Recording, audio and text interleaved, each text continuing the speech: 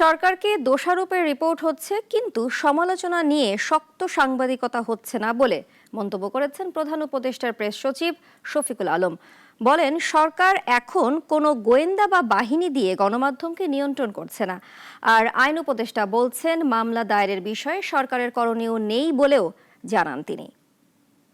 সকালে রাজধানীর একটি হোটেলে আয়োজন করা হয় গণমাধ্যম সংস্কার কমিশনের এক বিশেষ সংলাপে অংশ নিয়ে প্রধান উপদেষ্টার প্রেস সচিব বলেন, সরকারের সমালোচনা নিয়ে শক্ত সাংবাদিকতা হচ্ছে না।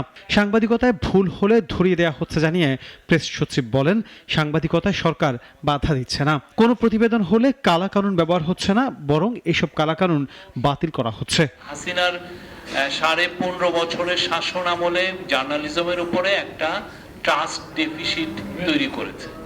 এটা ভয়াবহ রকমের একটা ট্রাস্টের একটা ডেফিসিট তৈরি হয়েছে। সেই জায়গা থেকে আমরা এই গভর্নমেন্টটা উত্তরণের চেষ্টা করছি।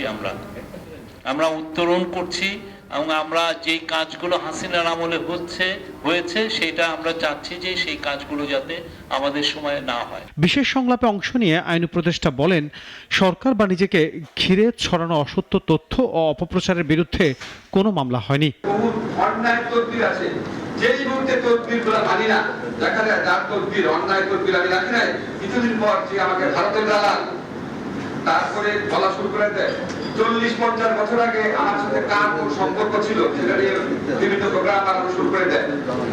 যা ইচ্ছা বলে ওদের ঝিনুক নীরবে সহ সহ্য করে দেয়, কিচ্ছু করি না, কিচ্ছু বলে না। মামলা তো দূরের কথা, বিচার বিভাগ ও পুলিশের ক্ষেত্রেই সবচেয়ে বেশি সংস্কার দরকার জানিয়ে আইন উপদেষ্টা বলেন, দেশে প্রচুর মানুষ মিথ্যা মামলায় হয়রানির শিকার হন।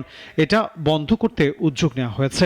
যেসব মামলায় অন্যায়ভাবে আটক করা হয়েছে বলে অভিযোগ রয়েছে, সেগুলো খতিয়ে দেখা হচ্ছে বলেও জানান আইন উপদেষ্টা। আনোয়ার হোসেন, নাগরিক, ঢাকা।